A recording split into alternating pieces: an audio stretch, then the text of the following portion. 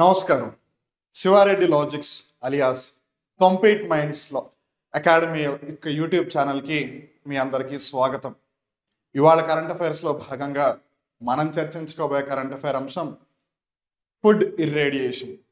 Food ఇర్రేడియేషన్ని తెలుగులో ఆహార వికిరణం అని పిలుస్తారు. ఏమని పిలుస్తారు? ఆహార వికిరణం, ఫుడ్ ఇర్రేడియేషన్. ఇది ఎందుకు వార్తల్లోకి వచ్చింది, అసలు దీని గురించి మనం ఎందుకు ఇప్పుడు కరెంట్ అఫైర్స్లో డిస్కస్ చేస్తున్నాము అనేది నేను మీకు క్లియర్గా కాంటెక్స్ట్ నుంచి అన్ని వివరంగా చెప్తాను. బట్ ఇన్ జనరల్గా మీరు జాగ్రత్త గమనిస్తే ఈ సింబల్ని మీరు ఏదో ఒక ఫుడ్ ప్యాకేజింగ్ మీద అయితే చూసుంటారు. కొన్నిసార్లు ఇట్లా స్క్వేర్ డబ్బా వేసి మధ్యలో ఒక గ్రీన్ చుక్క ఉంటుంది. అది ఒకవేళ గ్రీన్ చుక్క ఉంటే ఇట్స్ వెజిటేరియన్ ప్రోడక్ట్ అని, ఒకవేళ మధ్యలో రెడ్ చుక్క ఉంటే ఒక నాన్ వెజిటేరియన్ ప్రోడక్ట్ అని అది ఇండికేట్ చేస్తుంది. అట్లానే ఏదన్నా ఒక ప్యాకేజ్డ్ ఫుడ్ అవ్వచ్చు, లేదా ఒక ఆహార పదార్థం అవ్వచ్చు, దాని మీద ఈ సింబల్ ఉంటే కనుక దాని యొక్క అర్థం ఆ ఆహారాన్ని ఇర్రేడియేట్ చేశారు అని. ఈ సింబల్కి ఒక పేరు కూడా ఉంది, విచ్ ఈస్ కాల్డ్ యాజ్ రాడ్యురా. ఇది ఒక లాటిన్ పదం. సో బేసిక్గా రేడియేషన్ జరపబడింది అనే అంశానికి సంబంధించింది లాటిన్ పదం రాడ్యురా. దాని యొక్క ఈ సింబల్ పేరు అది. బట్ ఎనీవేస్, ఇప్పుడు సింబల్ గురించి అయితే తెలుసుకున్నారు, అలా దాన్ని తెలుగులో ఏమంటారు అని తెలుసుకున్నారు కదా. Let's get into the context and also let's try to have the introduction and then also the main part of the food irradiation. So మనం ఇక్కడ జాగ్రత్తగా గమనిస్తే the government of India plans to use radiation processing, which in technicality is food irradiation, to extend the shelf life of a 1 lakh ton onion buffer stock this year, aiming to prevent shortages and price hikes. ఇక్కడ మీరు జాగ్రత్తగా గమనిస్తే ఉల్లిపాయ, ఏం పాయ? ఉల్లిపాయ, onion ఏదైతే ఉందో దీని యొక్క ప్రైసెస్ ఎప్పుడు ఎలా ఉంటాయో ఎవరికీ తెలియదు. కానీ అందరికీ గుర్తుండేది ఏంటంటే దీని యొక్క ప్రైసెస్ ఎప్పుడూ కూడా పెరుగుతూనే ఉంటుంది. Why the onion prices always keeps increasing? ఎందుకు? దాని యొక్క డిమాండ్ అండ్ సప్లైలో హెచ్చు తగ్గులు ఉన్నాయి కాబట్టి. ఇక్కడ మనం జాగ్రత్త గమనిస్తే 2-3 ముఖ్యమైన అంశాలు. ఒకటి, ముందు మనం ఈ బఫర్ స్టాక్ అంటే ఏంటో తెలుసుకోవడానికి ప్రయత్నం చేద్దాం. బఫర్ స్టాక్ అంటే ఏంటి? ఫర్ ఎగ్జాంపుల్, ఇప్పుడు ఒక మనిషి ఉద్యోగం చేస్తున్నాడు. ఉద్యోగం చేసి నెలకి 50,000 రూపాయలు సంపాదిస్తున్నాడు. సంపాదించింది మొత్తం ఖర్చు పెట్టాలని ఎక్కడ రాజ్యాంగంలో నియమం అయితే లేదు కదా. కొన్ని రాజ్యాంగం కాదు, ఇన్ జనరల్గా కూడా రూల్ ఏమీ లేదు కదా. సో అప్పుడు వాళ్ళు ఏం చేస్తారు? ఈ 50,000లో వాళ్ళు ఒక 20,000 ఖర్చు పెట్టేసుకుని మిగిలిన 30,000 దాచుకుంటారు. ఆ 30,000ని సేవ్ చేస్తారు. ఆ 30,000 రేపో మాపో చెప్ప పెట్టకుండా ఇంటికి ఒకవేళ చుట్టాలు వచ్చినా, లేదా అనుకోకుండా ఏదైనా ఆపద వచ్చినా ఆ 30,000 రూపాయలను ఉపయోగించుకుంటారు. In the very same way, ఎప్పుడైతే ఒక పంట యొక్క ప్రొడక్షన్, ఒక పంట యొక్క ఉత్పత్తి ఎప్పుడైతే ఎక్కువగా జరుగుతుందో అప్పుడు కొంచెం స్టాక్ని వాళ్ళు నిల్వగా పెట్టుకుంటారనమాట. దాన్ని ఎప్పుడు యూజ్ చేస్తారు? ఎప్పుడైతే సప్లైలో కొంచెం తగ్గుదల అనేది వస్తుందో, ఎప్పుడైతే సప్లై అనేది తగ్గిపోతుందో, సరఫరా అనేది తగ్గిపోతుందో అప్పుడు ఆ బఫర్ స్టాక్ నుంచి కొంచెం యూజ్ చేస్తారు. తద్వారా డిమాండ్కి తగ్గట్టుగా సప్లై ఉంటుంది. At the same time supply ప్రాపర్గా జరిగినప్పుడు ప్రైసెస్ అనేవి ఓ పైకి కిందకి హెచ్చు తగ్గులు ఉండవు అనమాట. ఒక స్టేబుల్ ప్రైస్ అనేది ఉంటుంది. తద్వారా కొనే వాళ్ళకి ఇబ్బంది ఉండదు, అమ్మే వాళ్ళకి ఇబ్బంది ఉండదు. సో అది బఫర్ స్టాక్ అనమాట. సో ఇక్కడ మనం జాగ్రత్తగా గమనిస్తే గవర్నమెంట్ ఆఫ్ ఇండియా ఒక 1 lakh ton onion buffer stock ఏదైతే ఉందో దాన్ని రేడియేషన్ ప్రాసెసింగ్ అంటే ఫుడ్ ఇర్రేడియేషన్ చెయ్యాలి అని భావిస్తుంది అనమాట. ఈ విధంగా చేయడం వల్ల ఏమవుతుంది? భవిష్యత్తులో రాబోయే కాలంలో ఏదైతే సరఫరాకి సంబంధించి షార్టేజ్ అలానే ధరల యొక్క హెచ్చు తగ్గులు ఉన్నాయో దాన్ని నియంత్రించవచ్చు. ఫైన్. సో మనకి ఇప్పుడు కాంటెక్స్ట్ అయితే తెలిసింది. బట్ మీ అందరికి వచ్చే డౌట్ ఏంటంటే, అది నాకు తెలుసు, ఇంతకీ అసలు ఈ ఫుడ్ ఇర్రేడియేషన్ అంటే ఏంటి అని. ఫుడ్ ఇర్రేడియేషన్ అంటే ఏంటి? బేసిక్గా ఆహారానికి అయనైజింగ్ రేడియేషన్ ఉపయోగించడం. So it's basically the application of ionizing radiation to food. ఆహారానికి ionizing radiation. So food irradiation బేసిక్గా 3 రకాలు. అవి ఏంటంటే, ఒకటి గామా రేడియేషన్, ఇంకోటి ఎక్స్రే ఫుడ్ రేడియేషన్, ఇంకోటి ఎలక్ట్రాన్ బీమ్ రేడియేషన్. ఈ ఎలక్ట్రాన్ బీమ్నే ఇన్ షార్ట్ ఈ బీమ్ అని కూడా పిలుస్తారు. సో బేసిక్గా 3 రకాలు ఈ ఫుడ్ ఇర్రేడియేషన్. ఇన్ జనరల్గా మనం జాగ్రత్తగా గమనిస్తే ప్రపంచవ్యాప్తంగా అలానే మన భారతదేశంలో కూడా 3 విధానాల ద్వారా చేస్తారు. ఒకటి గామా రేస్ ద్వారా, ఇంకొకటి ఎక్స్రేస్ ద్వారా, మూడవది ఎలక్ట్రాన్ బీమ్. ఎలక్ట్రాన్ బీమ్ అని ప్రతిసారి పిలిచే బదులు దాన్ని ఇన్ షార్ట్ ఈ బీమ్ అని పిలుస్తారు. ఈ రెండు ఆల్మోస్ట్ సిమిలర్. ఇది గామా రేస్ యూస్ చేస్తుంది. So that's the thing. ఇక్కడ మనం జాగ్రత్తగా గమనిస్తే వాళ్ళు బేసిక్ ఏం చేస్తారు, ఫుడ్ మీదకి ఈ రేస్ని పంపించేస్తారు. అలా పంపించడం వల్ల ఏమవుతుంది, ఆహారం యొక్క షెల్ఫ్ లైఫ్ అనేది పెరిగిపోతుంది. షెల్ఫ్ లైఫ్ని వాళ్ళు ఎలా పెంచుతున్నారు, first and foremost shelf life అంటే ఏంటి అని మీరు అనొచ్చు. ఇప్పుడు ఉదాహరణకి మీరు ఒక వెజిటబుల్ని తీసుకొచ్చారు, ఒక కూరగాయని తీసుకువచ్చారు. అది మామూలుగా అయితే 3 నుంచి 4 రోజులు పాడవకుండా ఉంటుంది అని అనుకుందాం. ఇప్పుడు ఒకవేళ మనం దాన్ని ఫుడ్ ఇరిడియేషన్ ప్రాసెస్ ద్వారా ట్రీట్ చేస్తే అది 3 నుంచి 4 రోజులు కాకపోతే 4 నుంచి 5 రోజులు లేదా 5 నుంచి 6 రోజులు ఉండే అవకాశం ఉంటుంది. ఎందుకు, మనకి లభ్యమయ్యే ప్రతి ఆహారం కూడా ఇరిడియేషన్ ప్రాసెస్ ద్వారా అయ్యింది కాదు. అందుకని ఇన్ జనరల్గా 3 to 4 డేసో లేదా 2 to 3 డేసో ఉంటుంది. మనం దాని యొక్క షెల్ఫ్ లైఫ్ని పెంచుతున్నాం. అంటే ఇప్పుడు ఒక కూరగాయ 3 నుంచి 4 రోజులు పాడైపోతుంది. ఇప్పుడు దాన్ని మనం ఒకవేళ 5 నుంచి 6 రోజుల వరకు ఎక్స్టెండ్ చేయగలిగాం అనుకోండి, అప్పుడు ఏంటిది, మనం ఫ్రీక్వెంట్గా పర్చేస్ చేయాల్సిన అవసరం ఉండదా, at the same time price కొంచెం తక్కువ ఉన్నప్పుడే మనం ఎక్కువగా కొని పెట్టుకోవచ్చా. సో అట్లా there are so many advantages అనమాట. At the very same time ఆహారం అనేది కలుషితం అవ్వకుండా, కంటామినేట్ అవ్వకుండా కూడా మనకి హెల్ప్ చేస్తుంది ఈ ఫుడ్ ఇర్రేడియేషన్. ఎలా, బేసిక్గా ఏవైతే సూక్ష్మజీవులు లేదు ఏవైతే కీటకాలు ఆ ఆహారాన్ని పాడు చేస్తూ ఉన్నాయో వాటిని వాళ్ళు కంప్లీట్గా ఎలిమినేట్ చేస్తారు. ఎలిమినేట్ చేయలేని పరిస్థితి ఉంటే అట్లీస్ట్ వాటిని ఇన్యాక్టివ్ స్టేజ్లోకి తీసుకెళ్తారు. ఫర్ ఎగ్జాంపుల్ ఫుడ్ ఇరిడియేషన్కి సంబంధించి ఒకటి మనం అర్థం చేసుకోవాలంటే there are 2 things. Simple examples, pasteurization milk, అలానే canning of fruits and vegetables. ఇక్కడ మనం జాగ్రత్తగా గమనిస్తే మిల్క్ని ఎప్పుడైతే మనం ప్యాకెట్ల రూపంలో గమనిస్తామో దాని మీద రాసి ఉంటుంది పాస్చరైజ్డ్ మిల్క్ అని. పాస్చరైజ్డ్ మిల్క్ అంటే ఏంటి, బేసిక్గా మిల్క్ని దగ్గరగా 100 degrees సెంటిగ్రేడ్ వరకు వేడి చేస్తారు. దగ్గరగా అప్రాక్సిమేట్లీ వేడి చేస్తారు. అండ్ చాలా సడన్గా ర్యాపిడ్ కూలింగ్ చేస్తారు. అంటే బాగా వేడి చేసి అని కిందకి దించేస్తారు టెంపరేచర్. అలా చేయడం వల్ల ఏమవుతుంది, మైక్రో ఆర్గానిజమ్స్ ఆ ఏవైతే టెంపరేచర్ చేంజెస్ జరుగుతున్నాయో వాటిని తట్టుకోలేక అవి చనిపోతాయి. అది పాస్చరైజేషన్ ఆఫ్ మిల్క్. అండ్ తర్వాత canning of fruits and vegetables అంటే ఏంటి, ఈ ఫ్రూట్స్ అవ్వచ్చు వెజిటబుల్స్ అవ్వచ్చు, బేసిక్గా వీటిని జార్స్లో పెడతారు, వాటికి మూత పెట్టేస్తారు. అలా పెట్టడం వల్ల ఏమవుతుంది, ఒకటి గాలి లోపలికి వెళ్ళదు. గాలి లోపలికి వెళ్ళదు అని అంటే ఆక్సిజన్ లోపలికి వెళ్ళదు. సో ఏవైతే మైక్రో ఆర్గానిజం బ్రతకడానికి ఆక్సిజన్ కావాలో వాటికి ఆక్సిజన్ అందవు కాబట్టి ఆ మైక్రో ఆర్గానిజమ్స్ చచ్చిపోతాయి. మైక్రో ఆర్గానిజమ్స్ చచ్చిపోయాయి కాబట్టి అవి ఆ ఫ్రూట్స్ వెజిటబుల్స్ ఏవైతే జార్ లోపల ఉన్నాయో వాటిని ఏం చేయలేవు కదా. అట్లా 3 నుంచి 4 రోజులు ఉండే ఆహారం, కూరగాయలు, పండ్లు, వాట్ ఎవర్, అవి 4 నుంచి 5 రోజులు లేదా 5 నుంచి 6 రోజులు ఉండగలుగుతాయి. కొన్నిసార్లు ఇంకా ఎక్కువ కూడా ఉంటాయి. జస్ట్ మీకు అర్థం అవడం కోసం ఆ ఎగ్జాంపుల్ ఇచ్చాను. సో ఇప్పుడు మీరు అనొచ్చు, అసలు దీని యొక్క అవసరం ఏంటి? ఇప్పుడు ఎవరు అడిగారు ఫుడ్ ఇరిడియేషన్ చేయమని? ఎవరికి కావాలనుకుంటే వాళ్ళు వెళ్ళి కొనుక్కుంటున్నారు, ఎవరికి కావాలనుకుంటే వాళ్ళు వెళ్ళి తింటున్నారు. మీరు ఇప్పుడు ఇది ఎందుకు తీసుకొస్తున్నారు అని? వెల్, ఇది నేను తీసుకురాలేదు, గవర్నమెంట్ ఆఫ్ ఇండియానే అంటోంది కదా ఉల్లిపాయలకి సంబంధించి నేను ఫుడ్ ఇరిడియేషన్ చేస్తాను అని. సో ఎందుకు అని అంటే, ఒకటి సీజనల్ ఓవర్ స్టాకింగ్ అండ్ రెండవది long transport times lead to food wastage. ఆహారం వృధా అవ్వకుండా ఉండాలి అని అంటే కేవలం మనం ఆహారాన్ని వేస్ట్ చేయడం ఒకటే కాన్సెప్ట్ కాదు. బై డిఫాల్ట్ ఏదైతే పంట పండిందో తర్వాత ఏదైతే ప్రాసెస్ చేయబడి ఒక ఆహారం లాగా తయారైందో అది మన దగ్గరకు వచ్చేంత వరకు కూడా వేస్ట్ అవ్వకూడదు కదా. ఫర్ ఎగ్జాంపుల్ ఇప్పుడు ఆనియన్ ఉంది, ఉల్లిపాయని పండించారు, బాగానే ఉంది. ఈ ఉల్లిపాయ ఒక రెస్టారెంట్ దగ్గరకో లేదు ఒక రీటైల్ అవుట్లెట్ దగ్గరకో అక్కడికి రాకపోతే ఆ ఉల్లిపాయలు ఎవరు కొంటారు, ఎవరు తింటారు? ఎవరు తినరు. లేదు అట్లీస్ట్ ఆ ఆనియన్ అనేది మార్కెట్ వరకైనా రావాలి కదా. ఎక్కడో ఒక చోట పంట పండించారు, ఒక ఫీల్డ్లో ఒక పంట పండించారు ఆనియన్, అది అక్కడి నుంచి ఒక హోటల్ దగ్గరకో ఒక రీటైల్ అవుట్లెట్కో ఒక మార్కెట్కో రాకపోతే అది పాడైపోతుంది. అండ్ ప్రతిదీ కూడా పొలానికి పంటకి దగ్గరగా ఉండదు. సో అక్కడి నుంచి ఒక ప్లేస్కి తీసుకురావాలి అంటే it will take some time.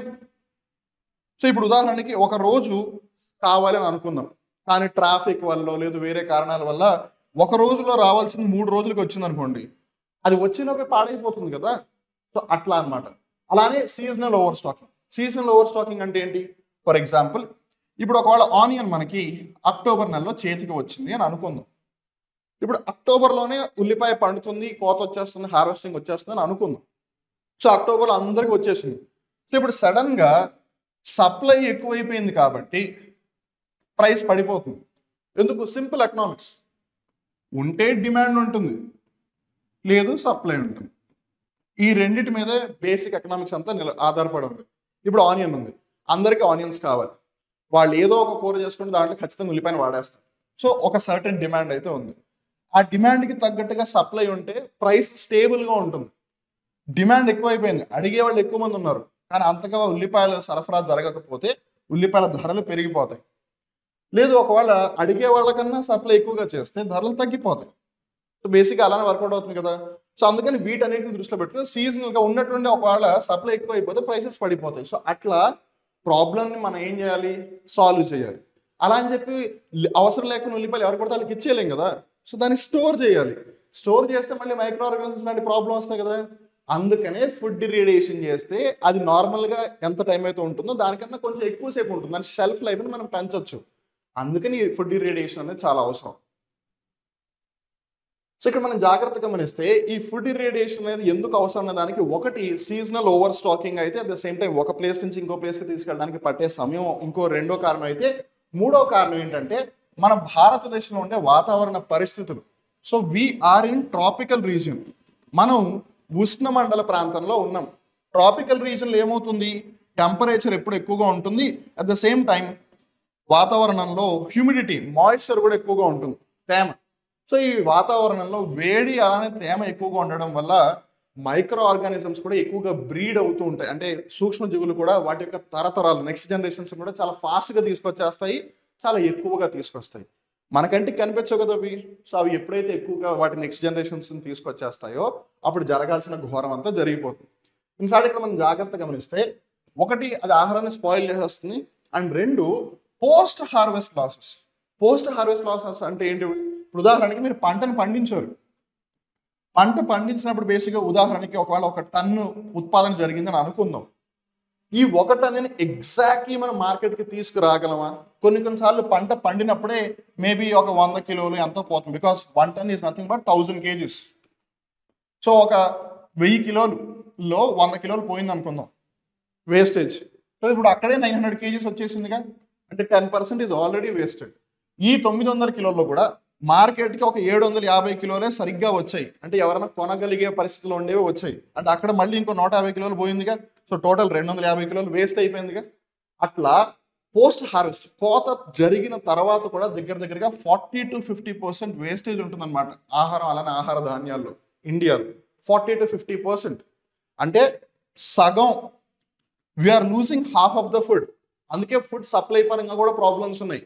So మీరు ఫుడ్ సెక్యూరిటీని మెయింటైన్ చేయాలంటే ఫుడ్ సప్లై కూడా ఎక్కువగా ఉండాలి, అప్పుడే ప్రైసెస్ తక్కువగా ఉంటాయి. కాబట్టి ఎవరైనా వెళ్ళి పర్చేస్ చేయగలుగుతారు. పోస్ట్ హార్వెస్టింగ్ లాస్ ఇంత ఎక్కువగా ఉంటే ఎవరు పర్చేస్ చేస్తారు? అలానే ఈ ఫుడ్ డిగ్రేడేషన్ యొక్క అప్లికేషన్ ఏ విధంగా ఉంటుంది, సో ఇప్పుడు అవసరం ఎందుకు దాని యూస్ అనేది తెలుసుకున్నాం కదా. సో దీని యొక్క యూసేజ్ ఎక్కడ ఉంది అని మనం గమనిస్తే, it prevents spoilage, kills germs, stop pest, eliminates bugs in stored foods and delays sprouting etcetera.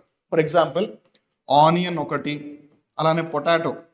కొంతమంది దీన్ని ముద్దుగా ఆలుగడ్డ అంటారు, కొంతమంది బంగాళాదుంప అంటారు, బట్ కొంతమంది ఆనియన్ అంటే ఆలుగడ్డ అని కూడా అనేవాళ్ళు ఉంటారు. But that's a difference story, మన అక్కడికి వెళ్ళొద్దులే. కానీ ఈ ఉల్లిపాయ బంగాళాదుంప ఏవైతే ఉన్నాయో మీరు జాగ్రత్తగా గమనిస్తే వాటికి ఎప్పుడైతే కొంచెం తడిదనం అనేది వస్తుందో వాటికి మొలకలెత్తడం మొదలు పెడతాయి.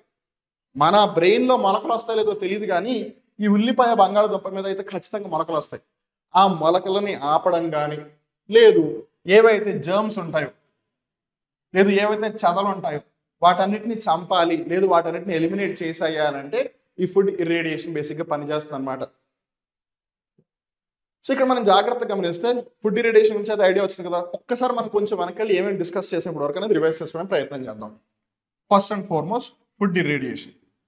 అండ్ మోరోవర్ మీరు దీన్ని చూసి అసలు భయపడకూడదు. ఇర్రేడియేషన్ అంటే ఇప్పుడు ఆహారాన్ని తింటే రేడియేషన్ మన లోపలికి వచ్చేస్తుంది, మనందరికీ క్యాన్సర్ వచ్చేస్తుంది, మనందరం చచ్చిపోతాము, మనం చచ్చిపోతే మన నెక్స్ట్ జనరేషన్ ఎలా వస్తుంది, భారతదేశం జనాభా 200 కోట్లు ఎలా దాటుతుంది అని మీరు భయపడాల్సిన అవసరం లేదు. చాలా వరకు సంస్థలు, అంటే ప్రతి దేశానికి సంబంధించిన డ్రగ్ కంట్రోల్ ఆర్గనైజేషన్స్ ఉంటాయి కదా, food and drug control organizations, వాళ్ళందరూ దీని మీద చేయాల్సిన దానికన్నా చాలా ఎక్కువ స్టడీ చేశారు. 25-30 సంవత్సరాలు స్టడీ చేశారు. దాని తర్వాత కూడా వాళ్ళకి తెలిసింది ఏంటంటే ఫుడ్ని ఈ గామా రేస్తోనో, లేదు ఎక్స్రేస్తోనో, లేదు ఈ ఎలక్ట్రాన్ బీమ్స్తోనో ట్రీట్ చేయడం వల్ల ఆహారం యొక్క ఏ ప్రాపర్టీ కూడా మారదు. దాని కెమికల్ ప్రాపర్టీ మారదు, దాని ఫిజికల్ ప్రాపర్టీ మారదు, దాని టేస్ట్ మారదు, దాని క్వాలిటీ మారదు, ఏం మారదు, దాని స్మెల్ కూడా మారదు. ఒకవేళ ఈవెన్ ఇఫ్ ఇన్ కేస్ ఒకవేళ ఏదైనా జరిగింది మార్పు అని అనుకున్నా మనం ఇన్ జనరల్గా దాన్ని పసిగట్టలేం. దాని మీద టెస్టులు జరిపితేనే ఓహో ఏదో మార్పు జరిగిందని మనం ఐడెంటిఫై చేయగలం. కానీ ఇన్ జనరల్గా టేస్ట్ పరంగా కానీ, క్వాలిటీ పరంగా కానీ, క్వాంటిటీ పరంగా కానీ, స్మెల్ పరంగా కానీ అన్ని విధాలు కూడా it will still be the same. అందుకే ఫుడ్ ఇరేడియేషన్ చాలా వరకు డెవలప్డ్ కంట్రీస్ ఆల్రెడీ యూస్ చేస్తూ ఉన్నారు. సో మనం ఎనీవేస్ ఈ టాపిక్ అంతా డిస్కస్ చేసాము.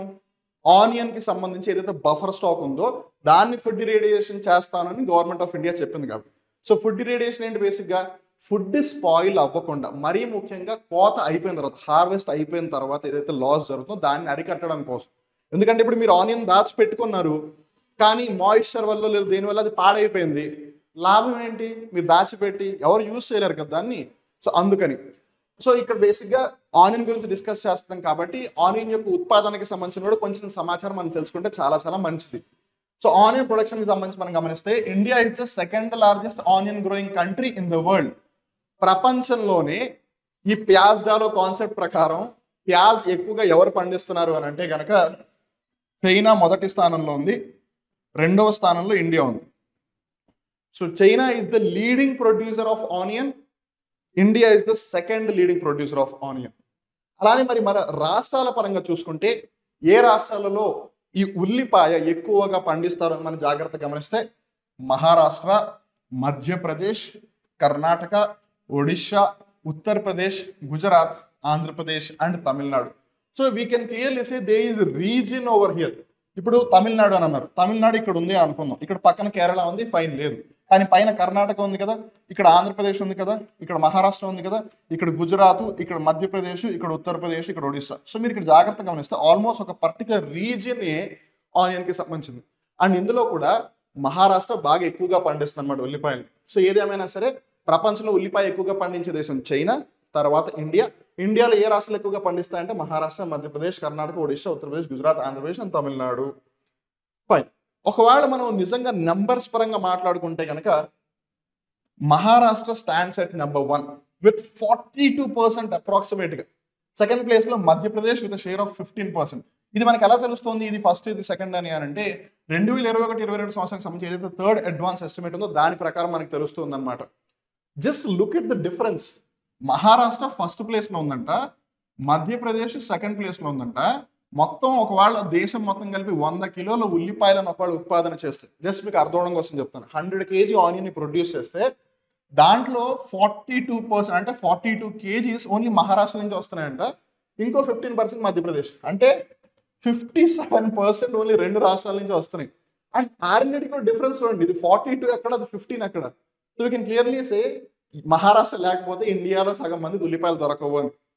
అండ్ ఇక్కడ మనం జాగ్రత్తగా గమనిస్తే మళ్ళీ ఉల్లిపాయల్లో కూడా వైట్ ఆనియన్ ఒకటి ఉంటుంది, పింక్ ఆనియన్ ఒకటి ఉంటుంది. సో ఈ మహారాష్ట్ర అవ్వచ్చు, అటువైపు పండే ఉల్లిపాయలన్నీ కూడా ఈ వైట్ ఆనియన్స్, మన వైపు పండేవన్నీ either pink are red onions. దానికి గల కారణం సల్ఫర్ కంటెంట్. సో మనం ఇక్కడ జాగ్రత్త గమనిస్తే సల్ఫర్ వల్ల ఘాటు ఎక్కువగా ఉంటుంది. సో మీరు జాగ్రత్త గమనించండి, మీరు నార్థన్ పార్ట్ ఆఫ్ ఇండియాలోకి వెళ్ళి ఉల్లిపాయలు తినండి, మన సదర్న్ పార్ట్ ఆఫ్ ఇండియాలో ఉల్లిపాయలు తినండి. దక్షిణ భారత ప్రాంతంలో ఈ ఉల్లిపాయలు ఎక్కువగా ఉంటాయి, ఉత్తర భారత ప్రాంతంలో ఈ ఉల్లిపాయలు ఎక్కువగా ఉంటాయి. ఇవి ఘాటు తక్కువగా ఉంటాయి, మీరు ఎంత తిన్నా ఇంకా కొంచెం తినాలి అని అనిపిస్తుంది. వేరే ఇవి ప్రాపర్గా తింటే కనుక ఒక ఉల్లిపాయ మహా అయితే మ్యాక్సిమం తింటారు, ఇంకా తర్వాత మీరు తినలేరు. బట్ ఏదైనా దట్స్ ద థింగ్. ఫస్ట్ ప్లేస్లో మహారాష్ట్ర, సెకండ్ ప్లేస్లో మధ్యప్రదేశ్ ఉంది. అలానే ఇక్కడ మనం జాగ్రత్తగా గమనిస్తే obviously second leading producing country కదా ప్రపంచంలోనే. సో ఒకవేళ ఎక్కువగా ప్రొడక్షన్ జరిగితే ఇండియా వేరే దేశాలకు కూడా ఎగుమతి చేస్తుంది కదా. సో ఏ ఏ దేశాలకు ఎగుమతి చేస్తోంది, which are the promising destinations for onion exports అని మనం జాగ్రత్తగా గమనిస్తే కనుక ఒకటి Bangladesh, Malaysia, United Arab Emirates, Sri Lanka and Nepal. In జనరల్గా కూడా ఈ పశ్చిమాసియా ప్రాంతం ఏదైతుందో వెస్ట్ ఏషియా అని పిలుస్తాము, కొంతమంది దాన్ని మళ్ళీ మిడిల్ ఈస్ట్ అని కూడా పిలుస్తూ ఉంటారు. సో వెస్ట్ ఏషియా అంటే ఏంటి, Saudi Arabia, UAE, Qatar, Oman, ఈ దేశాలు అన్నమాట. ఆ ప్రాంతానికి ఉల్లిపాయలు ఎక్కువగా ఎక్స్పోర్ట్ చేస్తూ ఉంటుంది ఇండియా. అలానే బంగ్లాదేశ్, మలేషియా, శ్రీలంక, నేపాల్ కూడా ఎక్స్పోర్ట్ చేస్తూ ఉంటుంది. అండ్ ఇక్కడ మనం జాగ్రత్త గమనిస్తే కొన్నిసార్లు ఉల్లిపాయల మీద ఎక్స్పోర్ట్ ట్యాక్స్ పెంచేశారు, కొన్నిసార్లు తగ్గించారు అని అంటూ ఉంటారు. దాని యొక్క లాజిక్ ఏంటంటే ఎలాగో ఉల్లిపాయని ఇండియా ఎక్కువగా ఇంపోర్ట్ చేయక అవసరం లేదు, ఎందుకంటే ఎక్కువగా ప్రొడ్యూస్ చేస్తోంది కాబట్టి. ఒకవేళ ప్రొడక్షన్ తక్కువైతే అప్పుడు వేరే దేశాల నుంచి తీసుకోవడం ప్రారంభిస్తుంది. బట్ ఇన్ జనరల్గా అయితే ఎప్పుడు ఇండియా ఎక్స్పోర్ట్ చేస్తుంది, మనం ఆ విధంగా డిస్కస్ చేద్దాం. ఎక్స్పోర్ట్ ట్యాక్స్ అంటే ఏంటి? ఎగుమతి పన్ను. ఎగుమతి అంటే ఇక్కడి నుంచి వేరే దేశాలకి పంపిస్తున్నారు. ఇప్పుడు బాగా ప్రొడక్షన్ జరిగింది, అలా అని చెప్పి ఎక్కువగా ఇక్కడి నుంచి వేరే దేశాలకు పంపించేశారు అనుకోండి, అప్పుడు మన దేశంలో ఏమీ లేకుండా పోతుంది. ఎలా అంటే ముందు నీళ్లు బాగు చేసుకో, తర్వాత పక్క నీళ్ళు బాగు చేద్దాం అంటారు కదా, అలా ముందు మనకు కావాల్సినంత ఆనియన్స్ మన దగ్గర ఉంటే మనం తర్వాత వేరే దేశాలకు పంపించవచ్చు, రైట్? సో వాళ్ళు ఒకవేళ వేరే దేశాలకు పంపించేస్తే మనకి ప్రాబ్లం, కాబట్టి పంపించకుండా ఉండడానికి ఎక్స్పోర్ట్ ట్యాక్స్ని పెంచేస్తారు 40%. ఆన్ అన్ యావరేజ్గా ఇండియాలో ఆనియన్స్ మీద ఎక్స్పోర్ట్ ట్యాక్స్ 40% ఉంటుంది. పోనీ అంత కాకపోయినా 20 to 30% అయితే ఈజీగా ఉంటుంది. అంటే మీరు ఒకవేళ 1000 రూపాయలు సంపాదిస్తే దాంట్లో ఇంత ట్యాక్స్కే పోతుంది. I mean, which is 200 rupees, 300 rupees, considering if it's 1000 rupees. So ఒకవేళ ఎక్స్పోర్ట్ ట్యాక్స్ తగ్గించేస్తే చాలా మంది ఉల్లిపాయలు బయటకు అమ్మేస్తారు అనమాట. So that's the thing. So ఏది ఏమైనా సరే చూసాం కదా, మనం ఇవాళ డిస్కస్ చేసిన రెండు, ఒకటి ఫుడ్ ఇర్రేడియేషన్, ఆహార వికిరణం అనే అంశం గురించి, అలానే ఆనియన్ ఇన్ జనరల్గా ప్రొడక్షన్ పరంగా సెకండ్ ప్లేస్లో ఉంది. దేశం అయితే స్టేట్స్ పరంగా అయితే ఫస్ట్ ప్లేస్లో మహారాష్ట్ర, సెకండ్ ప్లేస్లో మధ్యప్రదేశ్, థర్డ్ ప్లేస్లో కర్ణాటక ఉన్నాయి. అలానే ఆంధ్రప్రదేశ్, తమిళనాడు కూడా, ఉత్తరప్రదేశ్ అన్ని కూడా లీడింగ్ ప్రొడ్యూసర్స్ అని చెప్పవచ్చు. నేను మళ్ళీ చెప్తున్నాను, ఫుడ్ ఇర్రేడియేషన్ చేయడం వల్ల ఎవరికి ఆరోగ్యం పరంగా ఎటువంటి సమస్యలు అయితే ఉండవు. ఇలా చేయడం వల్ల ఇన్ఫాక్ట్ మనకి మంచిదే. సో ఏది ఏమైనా సరే వాళ్ళ కొత్త అంశం గురించి తెలుసుకున్నారు కదా. ఇలా ఎప్పటికప్పుడు కొత్త అంశాలని వివరణాత్మకంగా డీటెయిల్డ్గా అన్ని అంశాలకు సంబంధించి తెలుసుకోవాలి అనుకుంటే వెంటనే Compete Minds Academy YouTube channel, which is nothing but Siva Reddy logics YouTube channel ఏదైతే ఉందో దాన్ని వెంటనే సబ్స్క్రైబ్ చేసుకుని ఆ పక్కన ఉన్న బెల్ బటన్ ప్రెస్ చేయండి. So that if at all there is anything new, you won't be missing anything for sure. So on that note, మళ్ళీ ఇంకో కరెంట్ అఫైర్ వీడియోలో కలుద్దాం. అప్పటి వరకు చూస్తూనే ఉండండి శివారెడ్డి లాజిక్స్ యూట్యూబ్ ఛానల్. నేను మీ వివేక్. నమస్కారం.